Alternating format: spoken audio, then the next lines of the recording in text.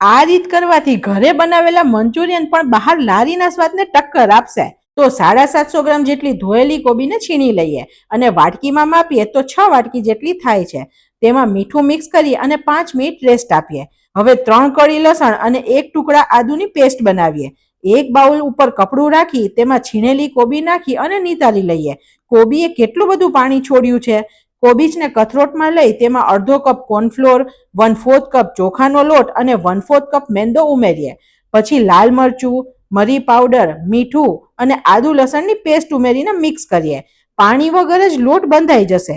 તેમાંથી મંચુરિયનના બોલ્સ બનાવીએ. Most important વાત એ છે કે આપણે બોલ્સને હાફ ફ્રાય જ કરવાના છે. તમે આ રીતે વધારે પ્રમાણમાં મંચુરિયન બનાવી ડબ્બામાં ભરી ફ્રીઝમાં 8 દિવસ માટે સ્ટોર કરી શકો છો. તમારે જ્યારે ખાવા હોય ત્યારે ફ્રીઝમાંથી કાઢી એકદમ તેલ ગરમ કરી ફરીથી તળી લેવાના અને પછી તમે ગ્રેવી બનાવી દેશો તો 5 મિનિટમાં મંચુરિયન તૈયાર. હવે વાડકીમાં soya sauce, red chilli sauce, vinegar, ketchup, ખાંડ અને લાલ મરચું મિક્સ કરીએ એટલે મંચુરિયનનો સોસ તૈયાર. હવે જેટલા મંચુરિયન ખાવા હોય તેટલા જ બોલ્સને બીજી વાર તળી લઈએ.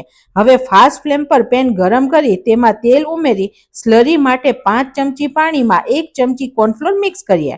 કડાઈમાં સમારેલું લસણ, લીલું મરચું અને આદુ અને અડધો કપ ડુંગળીને સાતળીએ.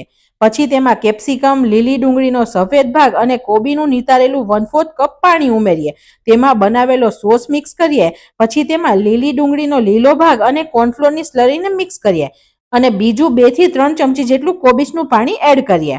પછી તેમાં મંચુરિયન બોલ્સ એડ કરીએ એટલે એકદમ બાર લારી પર મળે તેવા જ સ્વાદવાળા પરફેક્ટ મંચુરિયન બનીને રેડી છે. તમે પણ ઘરે બનાવજો.